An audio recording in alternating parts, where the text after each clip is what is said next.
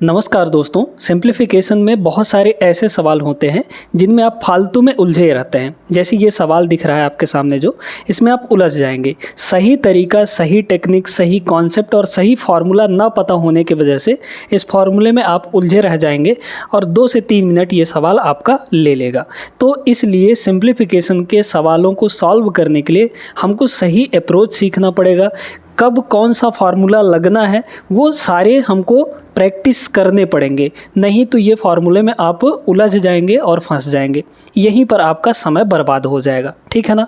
तो आज के क्लास में हम ऐसे ही फार्मूलों के बारे में बात करेंगे, ऐसे ही टेक्निक्स के बारे में बात करेंगे जिनके सहायता से आप इस टाइप के बेहतरीन सवालों को बहुत कम समय के अंदर उड़ा सकते हैं। सिर्फ देखकर भी इनका आंसर बताया जा सकता है। ऐसे ऐसे प्रश्न देता है, दिखने में लगेंगे भयंकर लेकिन होते बहुत आसान हैं, क्योंकि तरीका जब पता होगा तब। ठीक है, आइए तो देखिए ये सवाल जो है, यहाँ पर आपको क्यूब दिया है और 4 का भी क्यूब दिया है और बीच में लगा है माइनस। तो पहले 2 फार्मूला हम आपको बता देते हैं। एलजेब्रा ही लगता है, इनमें एलजेब्रिक फार्मूले ही लगते हैं और कुछ नहीं लगता है ना। तो हमारे पास 2 फार्मूले होते हैं क्यूब वाले। पहला फार्मूला क्या है? प्लस वाला है ना, यानी कि ए क्यूब प्लस बी क्यूब। ये जो फार्मूला होता है, इसका फार्मूला होता है, यहाँ ए प्लस बी लगा है, मतलब प्लस है, तो आप शुरू में लिखेंगे ए प्लस बी और इधर ब्रैकेट में हो जाएगा ए स्क्वायर प्लस बी स्क्वायर और यहाँ पे माइनस ए बी। इस माइनस ए बी को आप लोग बीच में भी कर सकते हैं, कोई दिक्कत नहीं है, ठीक है। दूसरा फार्मूला है जब यहाँ पे माइनस लगा होगा, कैसे होगा? ए क्यूब माइनस बी क्यूब, इस तरीके से हमारा फार्मूला होगा। तो ये होता है, अब चूंकि माइनस लगा है तो शुरू में यहाँ पर माइनस होगा, यानी ए माइनस बी होगा। और इधर क्या चेंज आएगा ये सुनते जाइए। यहाँ पर होगा ए स्क्वायर प्लस बी स्क्वायर और प्लस ए बी, ठीक है, प्लस यहाँ पर ए बी हो जाएगा। इसको याद रखने का तरीका क्या है? देखिए यहाँ पे प्लस है तो शुरू वाले ब्रैकेट में प्लस लगाएंगे, लेकिन अगले वाले ब्रैकेट में एक जगह माइनस हो जाएगा, ठीक है। अब इसमें अगर माइनस है तो पहले हम माइनस लगा देंगे, बाकी के जो दूसरे ब्रैकेट में है सब में प्लस होगा, पॉजिटिव वैल्यू होगी, ठीक है। तो ये फार्मूला याद करने का तरीका है। तो ये 2 फार्मूले बहुत महत्वपूर्ण हैं, इनसे रिलेटेड बहुत सारे सवाल आपके पूछे जाते हैं। अब इस सवाल में क्या है देखिए, अगर हम 5.5 को a माने तो हमारा क्या होगा? यहाँ पे a क्यूब बनेगा, है ना, a क्यूब माइनस 4 को अगर b माने तो यहाँ पे बन जाएगा b क्यूब। देखते जाइएगा बड़े ध्यान से, डिवाइड में यहाँ पर आप थोड़ा सोचिए कि इस a square plus B square minus A B, या फिर इस वाले को लीजिए a square plus B square plus A B, इस पूरे को हम नीचे ले आएँ तो हमारे पास a माइनस बी उधर बचेगा। तो हमारे पास इक्वल के इस साइड कितना हुआ? ए क्यूब माइनस बी क्यूब हुआ, और ये पूरा का पूरा चीज़ आएगा तो डिवाइड में आएगा। तो हमारे पास क्या बना? A square plus B square plus A b. आप अगर ध्यान से देखें तो ये उसी फॉर्मेट में है। ये 30.25 ये क्या है? 5.5 का स्क्वायर ही तो है, मतलब ए का स्क्वायर ही है ये। तो ये हो गया ए का स्क्वायर। ये क्या है आपका? 22 a इंटू बी है, मतलब 5.5 को 4 से मल्टीप्लाई करेंगे, ये वाला टर्म है ना, तो a इंटू बी ही है। तो मतलब बीच में हमारा a प्लस बी हो गया, प्लस ये 16, ये तो 4 का स्क्वायर होता है, यानी b का स्क्वायर है, तो ये हो गया b का स्क्वायर। अब बताइए क्या हमारे पास उधर सिर्फ और सिर्फ a माइनस बी बचा? बिल्कुल बचा a माइनस बी। तो ये जो ताम झाम था वो सिर्फ a माइनस बी की वैल्यू ही थी। तो ये जो पूरा चीज़ दिया है ये a माइनस बी की वैल्यू ही दी गई है। a मतलब 5.5 है ना, 5 पॉइंट यहाँ पर 5 और माइनस b यानी कि 4। तो इसमें से हम लोग घटा देंगे तो 1.5 आ जाएगा। तो इसका सिर्फ आंसर कितना होगा? 1.5 हो जाएगा। देखिए इन फार्मूलों के प्रयोग से बहुत सारे सवाल आपके बन जाते हैं चुटकियों में। तो option number C is the right answer. उम्मीद करते हैं दोस्तों अच्छे से समझ में आ गया होंगे। ये दोनों फार्मूलों को मत भूलिएगा, नोट कर लीजिएगा, ठीक है ना। चलिए दूसरे प्रश्न पे हम लोग चलते हैं। दूसरा सवाल ये रहा दोस्तों, एलजेब्रा के एक और भयंकर सा दिखने वाला फार्मूला होता है, उसी फार्मूले पर बेस्ड ये सवाल आपका दिया गया है। क्या है यहाँ पर? इस फार्मूले को याद रखना बहुत ज़रूरी है। इसमें कुछ कंडीशंस भी बनते हैं, कुछ केसेस भी बनते हैं, वो भी हम आपको बता देंगे। देखिए a cube plus B cube plus c cube minus 3abc, इसकी जो वैल्यू होती है ये होती है a plus B plus c, ये एक ब्रैकेट में रहेगा, और multiply a square plus B square plus C square minus A b minus b c minus c a. इस तरीके से ये फार्मूला है। अब इसी फार्मूले पर बेस्ड ये हमारा सवाल है। देखिए हम अगर 15 को a मान लें, ठीक ना, तो ऊपर हमारा कितना हो जाएगा? a क्यूब, ध्यान से देखते जाइएगा, प्लस 20 को अगर b माने तो b क्यूब, है ना, और प्लस 25 को अगर c माने तो ये हो जाएगा c³ माइनस ये जो है ये पूरा का पूरा 3abc है। 3abc इन द सेंस मतलब 3 और इंटू abc, ए मतलब 15, फिर यहाँ पर 20 और 25, इन तीनों को मल्टीप्लाई करेंगे और 3 से मल्टीप्लाई करेंगे तो ये हमको मिल जाएगा।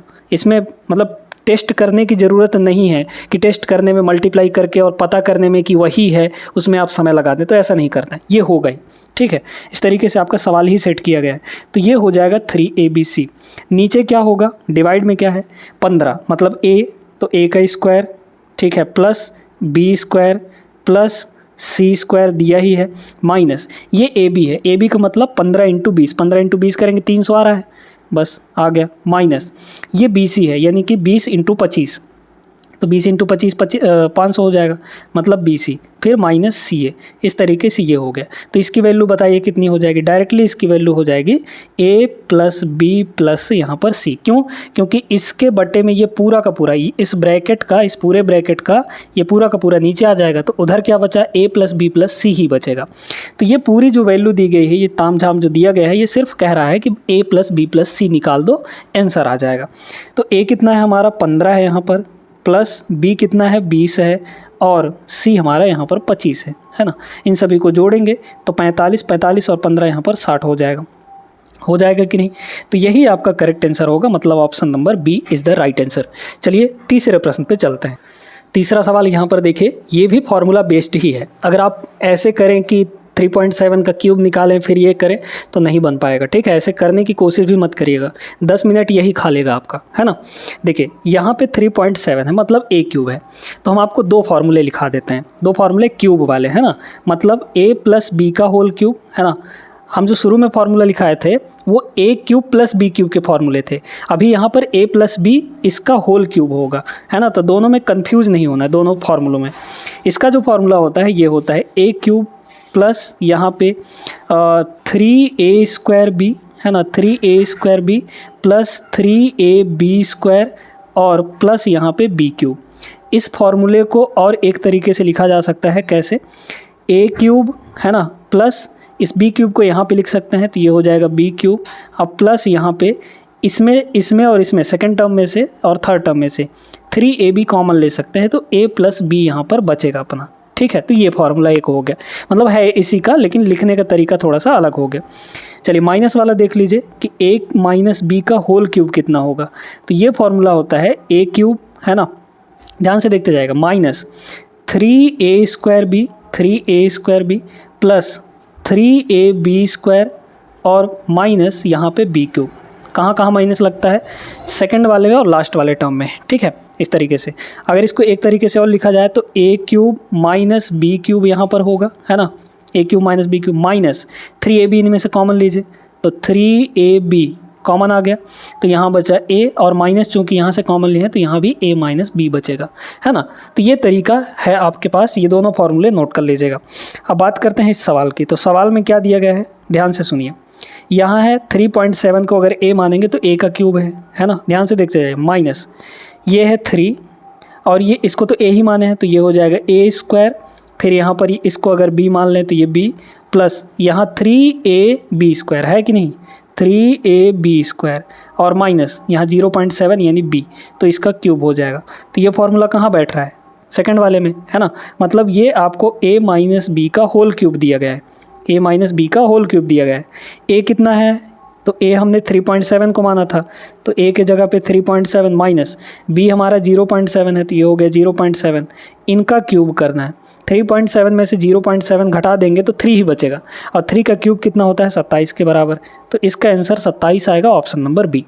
और इन सवालों को बहुत कम समय में तभी लगा सकते हैं जब आपको फार्मूले याद होंगे। जितने भी फार्मूले इस क्लास में लिखाए जाएंगे इनको ज़रूर अपने पास नोट करके रखिएगा, नहीं तो दिक्कत हो सकता है ना। चलिए अगले प्रश्न को देखते हैं, क्वेश्चन नंबर 4। चलिए दोस्तों इस सवाल को देखिएगा। अब ये जो सवाल है आपको दो तरीके से करना बताएंगे, ठीक है ना। क्या क्या तरीका है सुनते जाइए। अब तरीकों में सबसे पहले आपको फार्मूला बता देते हैं। फार्मूला देखिए, आप जानते होंगे कि a प्लस बी का होल स्क्वायर कितना होता है ना, a प्लस बी का होल स्क्वायर ये कितना होता है, तो ये होता है a स्क्वायर। ये फॉर्मूले तो बहुत सिंपल से हैं, ये बहुत पहले से आप लोग रटते हुए आ रहे हैं, 2ab plus B square, clear है। फिर इसके बाद माइनस का भी फॉर्मूला आता है a माइनस बी का होल स्क्वायर। इसमें आपका सिर्फ बीच वाले में माइनस हो जाता है, बाकी सब वही रहेगा, मतलब a स्क्वायर माइनस 2ab है ना, 2ab और प्लस यहाँ पे बी स्क्वायर, स्क्वायर वाले प्लस में रहेंगे, बाकी बीच वाला माइनस हो जाता है। तीसरा एक फॉर्मूला है कि अगर आपके पास 3 टर्म हो जाए है ना, जैसे a प्लस बी प्लस यहाँ पर c, इसका स्क्वायर, तो इसका स्क्वायर कितना होता है a स्क्वायर है ना। फॉर्मूले हैं, नोट करके रखिए तभी आपको सवाल बन पाएंगे। a square plus B square plus C square और यहाँ होता है 2 और ब्रैकेट में हो जाएगा ab प्लस बी सी और प्लस यहाँ पे सी ए, ठीक है, इस तरीके से। तो ये फॉर्मूले हैं। अब इसमें जो लगेगा वो कौन सा लगेगा, लास्ट वाला। क्या दिया है, x plus Y plus Z यानी a plus B plus C, इसका वैल्यू 11 दिया है। X Y Y Z Z X मतलब ए बी बी सी सी ए, इन तीनों का सम 42 है। हमको ये चीज़ निकालना है, मतलब ये वाला निकालना है। तो इसकी वैल्यू पता है 11 है, रख दीजिए कितना हो जाएगा, तो इधर हो जाएगा 11 का स्क्वायर, तो 11 का स्क्वायर है ना इक्वल टू, इसकी वैल्यू तो हमको फाइंड करनी है, मतलब x square plus Y square और प्लस जेड स्क्वायर, इसकी तो वैल्यू चाहिए, प्लस यहाँ पे कितना हो जाएगा 2 इंटू इस पूरे की वैल्यू कितनी है 42 के बराबर, तो ये हो गया आपका 42 है ना। तो इसकी वैल्यू निकाल नहीं लेंगे, ये हो जाएगा 11 का स्क्वायर 121 121 और माइनस 42 दूना ये हो जाएगा 84, 84 इधर ला के घटा देंगे तो कितना हो जाएगा यहाँ पर, इस पूरे की वैल्यू आ जाएगी जो हमको पूछा गया था। इसको घटाएंगे तो 11 में से 4 गया 7, मतलब 37 आ जाएगा। तो 37 इसका करेक्ट आंसर होगा ऑप्शन नंबर बी, ठीक है।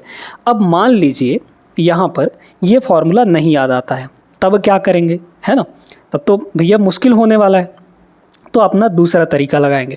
दूसरा तरीका क्या, ऐसे सवालों में आप ये देखिए कि अपने पास वेरिएबल कितने हैं और इक्वेशन कितने हैं, वेरिएबल कितने हैं और इक्वेशन कितने हैं।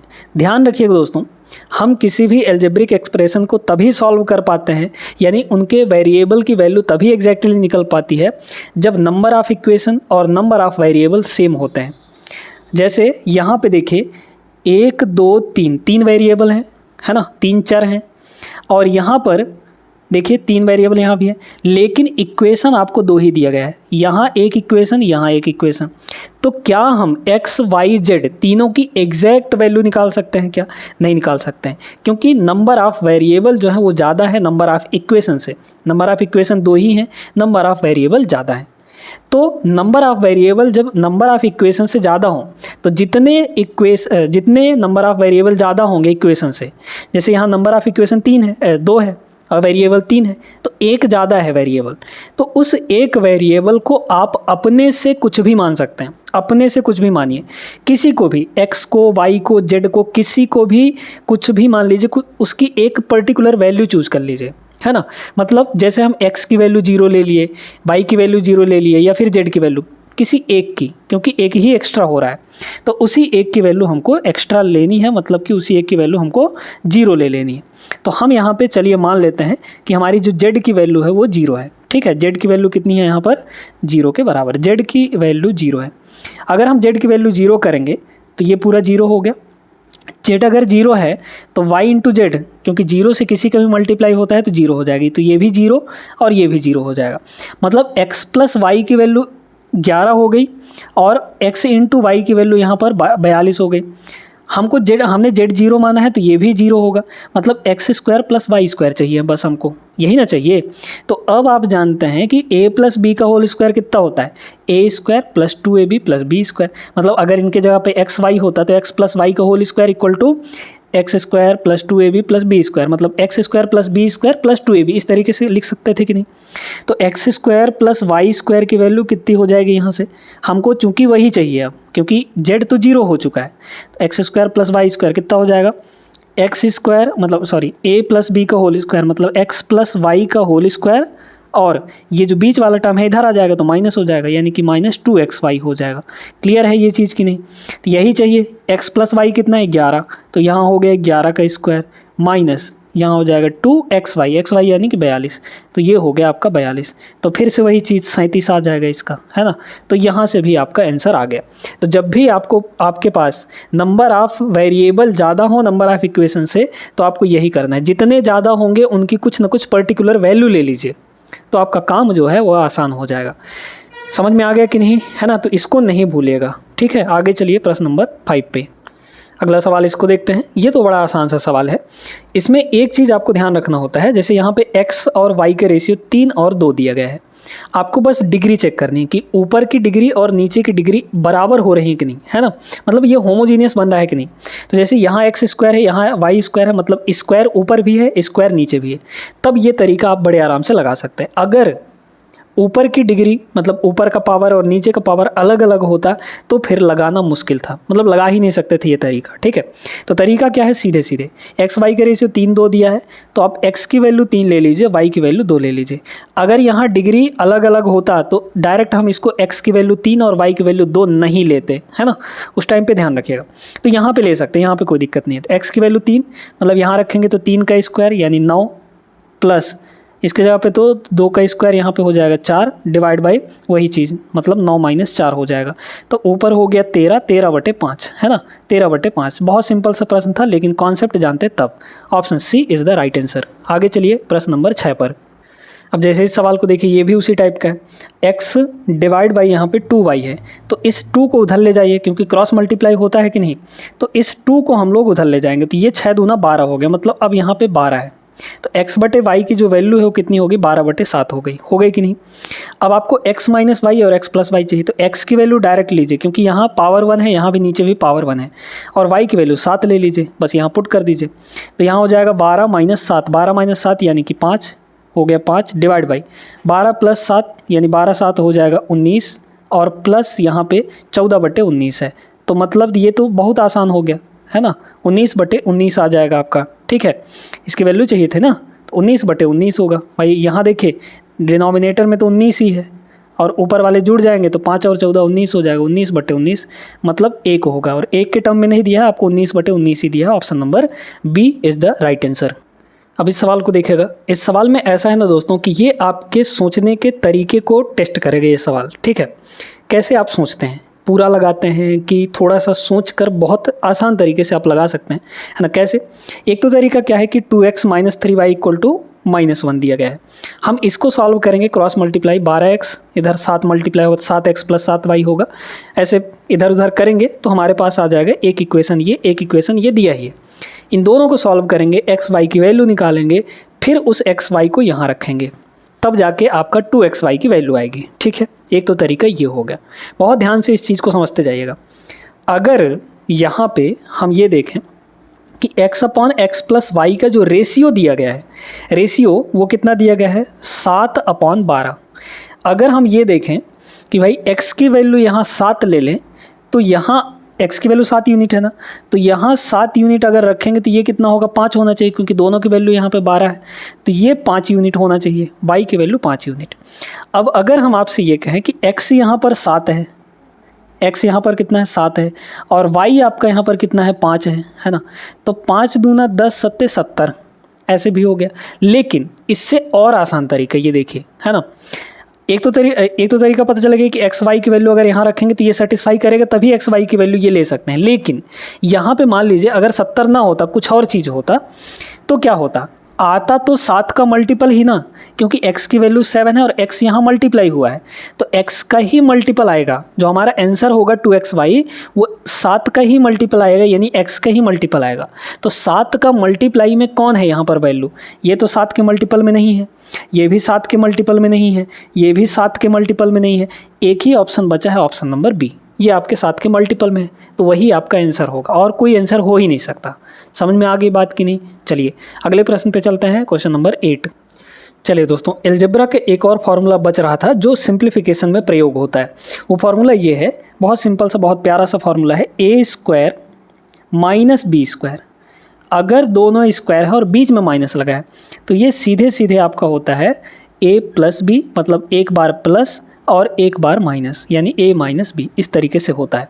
जैसे इस फॉर्मूले में इसका लगा सकते हैं, यूज़ कर सकते हैं इस क्वेश्चन में। 9.8 क्या है, दोनों को अगर a मानेंगे, a इंटू ए कितना हो जाएगा, a स्क्वायर, ध्यान से देखिए माइनस लगा है। फिर 5.8 को अगर हम लोग मान लें b, तो ये b स्क्वायर हो जाएगा कि नहीं, और डिवाइड बाई यहाँ पर है 2, है ना 2, और इसको अगर देखा जाए तो ये आपका क्या है, ये आपका है दोस्तों 9.8 में से 5.8 हम लोग ये वाला है ना, ये वाला 2 जो है, ये काम करते हैं, ठीक है। तो इसका वैल्यू क्या होगा, अभी इसको रहने देते हैं, ठीक है, यहाँ पर इसको अभी रहने देते हैं। तो इसकी वैल्यू क्या हो जाएगी, a plus B, a minus B, मतलब एक बार इन दोनों का प्लस, एक बार घटाना। तो a प्लस बी कितना आएगा, 9.8 और प्लस 5.8, है ना, और एक बार इन्हीं दोनों का घटाना, तो घटाएंगे तो कितना हो जाएगा, 9.8 में से 5.8 घटाएंगे अगर हम लोग, तो 0.8 तो ख़त्म हो गया, 9 में से 5 घटाएंगे तो 4 आ जाएगा, तो यहाँ हो गया 4। डिवाइड में आपका है कितना, 2 और मल्टीप्लाई 7.8, है कि नहीं, 2 से ये आपका कट जाएगा 2 बार में, ठीक है। ऊपर देखिए तो यहाँ हो गया 0.6 और 9 5 14, एक 15 हो जाएगा, है ना। तो यहाँ पे 15 यहाँ पर 6 हो गया, और इंटू यहाँ पर 2 है, और नीचे है आपका 7.8। अगर हम इसको देखें तो ये जस्ट डबल है, ठीक है, 78 का डबल यहाँ पे 156 हो जाएगा। तो 2 बार में ये कट गया आपका, और 2 इंटू 2 कितना हो जाएगा, 4, मतलब 4 जो है इसका राइट आंसर है ऑप्शन नंबर बी। समझ में आई बात कि नहीं। तो ये भी फॉर्मूला महत्वपूर्ण है, इसको भी आप लोग नोट कर लीजिएगा। A square minus b square equal to a plus b, a minus b होता है। आगे चलिए अगले प्रश्न के। देखिए दोस्तों, अब ये इस टाइप के जो सवाल हैं, इनमें एक बहुत प्यारा सा कॉन्सेप्ट, बहुत प्यारा सा समझ लगने वाला है। क्या है, सुनते जाइएगा। इसमें 2 फार्मूले यूज़ होंगे। अगर आपको क्या दे दे, ए प्लस बी का होल स्क्वायर, ठीक है, ए प्लस बी का होल स्क्वायर है ना, होल स्क्वायर, और यहाँ पे a माइनस बी का होल स्क्वायर, ये दोनों भाई भाई हैं। अगर बीच में प्लस लगा है तो इसकी वैल्यू जो होती है, ये होती है आपकी 2a square plus B square, यही होता है। क्योंकि जब हम इसका ब्रैकेट खोलेंगे, इसका ब्रैकेट मतलब स्क्वायर करेंगे, तो जो 2ab plus 2ab minus 2ab जो है वो कट जाएगा, ये 2 बार आ जाएंगे। तो a square plus B square वो भी 2 बार, ठीक है, कब, जब बीच में प्लस लगा होगा। लेकिन अगर कुछ ऐसे दिया है, a प्लस बी का होल स्क्वायर, है ना, दोनों भाई लिख लीजिए यहाँ पर, मतलब a माइनस बी का होल स्क्वायर, और बीच में लगा हो माइनस, तब इसकी वैल्यू सीधे 4ab होती है। कितनी होती है, 4ab के बराबर, बस इतना ही है, ठीक ना। तो सेम चीज़ यहाँ पर भी है। 469 को a मानेंगे, 144 को b मानेंगे, तो a प्लस बी का होल स्क्वायर और ये a माइनस बी का होल स्क्वायर, है कि नहीं। तो जब a प्लस बी का होल स्क्वायर और माइनस a माइनस बी का होल स्क्वायर, तो कितना होता है फॉर्मूला, 4ab के बराबर। तो ऊपर हो गया आपका 4 इंटू a का मतलब क्या, 469 इंटू b यानी कि 144, और नीचे का क्या हो जाएगा, वैल्यू वही है, 2 इंटू 469 और मल्टीप्लाई यहाँ पे 144। कुछ चीज़ें कट रही हैं तो ये दोनों कट जाएंगे, 4/2 मतलब 2, तो 2 जो है इसका राइट आंसर होगा। अगर आपका मान लो कि यहाँ पे ये फार्मूला नहीं याद होता तो क्या करते, आपका जीवन तो ख़राब था, मतलब कि बहुत समय लग जाता है इस सवाल को करने में, है ना। तो ऐसे पढ़िए कि आपका सवाल जब लगाएं तो बहुत कम समय के अंदर वो सवाल आपके हो जाएं, है ना, नहीं तो बहुत दिक्कत जाने वाली है आपके एग्ज़ाम में। तो इस तरीके से पढ़िए ताकि आपका सिलेक्शन हो पाए। वो पढ़ने वाला काम मत करिए, सिलेक्शन लेने वाला पढ़िए, ठीक ना, इस तरीके से आपको करना है। चलिए दोस्तों, अब आपको थोड़ा सा सिखाते हैं यहाँ पे वर्गमूल लेना। सिंपल नंबर का नहीं, मतलब इस तरीके से जो रूट में दिए रहते हैं फिर उनका वर्गमूल लेना है, ठीक ना। जैसे अगर देखा जाए यहाँ पर तो a प्लस बी रूट 2 इस पूरे का होल स्क्वायर है। अगर इस होल स्क्वायर को इधर ले जाएंगे तो रूट लग जाएगा, तो हमारे पास बनेगा कुछ ऐसा, a प्लस बी रूट 2 होगा इस तरीके से, है ना, और इधर हो जाएगा आपका अंडर रूट, पूरे का अंडर रूट किसका, 19 प्लस 6 रूट 2, इस तरीके से हो जाएगा, ठीक है। अब इसका वर्गमूल कैसे लेंगे भैया, ये जो 19 प्लस 6 रूट 2 है, इसका वर्गमूल कैसे लेंगे हम लोग। तो निकालने का तरीका बहुत आसान है। जो ये छोटा वाला वर्गमूल है अंदर जो दिख रहा है, इसके बाहर मल्टीप्लाई में आपको 2 बनाना है, 2 रहना ही चाहिए, है ना, 2 रहना ही चाहिए। तो इसके बाहर यहाँ पर 2 बनाइए। 2 कैसे बना सकते हैं, इस 6 को लिख सकते हैं 2 × 3, है ना। बड़े ध्यान से सारी चीज़ें समझते जाएगा। 2 × 3 और अंडर रूट में यहाँ पे 2 है। हमको यहाँ सिर्फ 2 रखना है और 3 को अंदर भेजना है। तो जब भी कोई भी चीज़ वर्गमूल के अंदर जाता है तो स्क्वायर बन के जाता है। मतलब ये हो जाएगा 2 √ 3 अंदर जाएगा तो स्क्वायर होके जाएगा, यानी कि 3 का स्क्वायर 9, 9 अंदर पहुँचेगा तो 9 × 2, 2 तो पहले से अंदर बैठा है तो 9 × 2 यानी कि 18 हो जाएगा। मतलब 6 √ 2 जो होगा वो 2 √ 18 के बराबर होगा। मतलब हमारा ये जो होगा ये कैसे हुआ, यहाँ पर ऐसे हो गया 19 + 6 √ 2 के जगह पर 2 √ 18 है। अब हमारा काम यहाँ पर बन गया। क्यों? क्योंकि इस रूट के बाहर 2 हमको दिख रहा है। जब भी यहाँ पर 2 दिखे तो आपको क्या करना है, इस रूट के अंदर जो भी रहेगा ना, इसको ऐसे 2 भाग में तोड़िए ताकि यहाँ पर बीच में प्लस लगाए तो जोड़ने पर आपका 19 आ जाना चाहिए। ठीक है, कितना आ जाना चाहिए, तो जोड़ने पर कितना आ जाना चाहिए यहाँ पर 19 के बराबर। ठीक है, 18 को ऐसा 2 भाग में तोड़िए, मतलब फैक्टर करिए कि जोड़ने पर 19 आ जाए। अब 18 को क्या क्या लिख सकते हैं, 6 × 3 यानी कि 6 × 3 = 18। लेकिन 6 और 3 को जोड़ेंगे तो यहाँ पर आपका 18 नहीं आएगा, 19 नहीं आएगा, ठीक ना। तो और क्या लिख सकते हैं यहाँ पे, 9 × 2 लिख सकते हैं, 9 दूना 18। लेकिन 9 और 2 को जोड़ेंगे तो 11 आ जाएगा, यहाँ पे नहीं आएगा। तो 18 को हम लोग ऐसे लिख सकते हैं, 18 × 1 लिख सकते हैं, है ना। 18 × यहाँ पर 1 हो जाएगा कि नहीं। तो 18 और 1 को जोड़ेंगे तो यहाँ पर 19 हो जाएगा। बस इसी दोनों को ले लीजिए, मतलब 1 को ले लेंगे और 18 को ले लेंगे। यहाँ लगा है प्लस तो यहाँ लगाएंगे प्लस और दोनों में हम लोग रूट लगा देंगे, दोनों में रूट लगा देंगे। मतलब 19 + 2 √ 18 का जो वर्गमूल आएगा, ये पूरा वर्गमूल अब हट जाएगा, है ना। उसका वर्गमूल कितना आ जाएगा, √1 + √18। तो यहाँ से कितना हो गया, √1 की वैल्यू कितनी हो जाएगी, यहाँ पर 1 ही होगी। और √18 को क्या लिख सकते हैं, √18 तो 9 इसमें से 9 अलग करिए तो 9 × 2 हो जाएगा। 9 का वर्गमूल 3 और 2 अंदर पड़ा रहेगा। अब देखिए इधर कितना है, a + b √2, है ना, b √2। अब कंपैरिजन करके निकाल सकते हैं कि नहीं सारी चीज़ें। देखिए a की जगह पर 1 है, √2 अपने जगह पर है और b की जगह पर यहाँ पर 3 है ना। तो हमको पूछा क्या था, a का वैल्यू, a की वैल्यू कितनी हो जाएगी, 1, a की वैल्यू 1 हो जाएगी और b की वैल्यू कितनी हो जाएगी, यहाँ पर 3 के बराबर। ठीक है, इस तरीके से।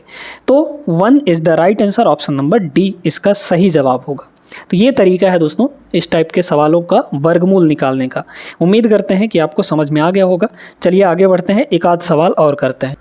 इस सवाल को देखें। अब इस सवाल को आप तभी लगा पाएंगे जब आपको रेशनलाइजेशन का तरीका पता होगा। रेशनलाइजेशन कैसे करते हैं थोड़ा सा आपको बता देते हैं। जैसे मान लीजिए कि आपके पास 1/√7 और प्लस यहाँ पे √3 दिया गया है ना, इस तरीके से दिया है। इसको रेशनलाइज करना है। रेशनलाइज का मीनिंग होता है कि जो नीचे वैल्यू दी गई है इसको रेशनल बनाना, यानी परिमेय संख्या बनाना। अभी ये अपरिमेय संख्या है, तो कैसे करना है आपको डायरेक्ट तरीका बता दे रहे हैं। क्या करना है, इसका साइन चेंज करके ऊपर गुणा कर दीजिए तो कितना हो जाएगा, √7 - √3 ऊपर गुणा हो जाएगा। तो 1 से गुणा होगा तो वही होगा, मतलब ऊपर हो जाएगा √7 - √3। और नीचे क्या करना है, इन्हीं दोनों का स्क्वायर करके बीच में माइनस लगा देना। √7 का स्क्वायर 7 होगा, √3 का स्क्वायर 3 होगा और बीच में लग जाएगा माइनस, मतलब ये 4 आ जाएगा। तो नीचे हो जाएगा 4, मतलब √7 - √3 / 4 हो जाएगा। और 4 क्या है, एक रेशनल नंबर है, तो नीचे हमको रेशनल बनाना होता है रेशनलाइजेशन मेथड में, ठीक ना। अब इसको भी हमको वही काम करना है। देखिए इस पूरे का साइन चेंज करके ऊपर गुणा करेंगे और ऊपर आपका ये प्लस वाला पहले से बैठा हुआ है। सुनिएगा, सुनते जाइएगा। रेशनलाइज करना है इस पूरे टर्म को, तो देखिए क्या होगा, 2√2 + √7 पहले से एक है, लेकिन जब इसका साइन चेंज करेंगे तो ये भी वही चीज़ बन जाएगा। मतलब इसी 2√2 + √7 का फिर से ऊपर गुणा होगा तो यही चीज़ 2 बार हो जाएगी, यानी स्क्वायर बन जाएगा।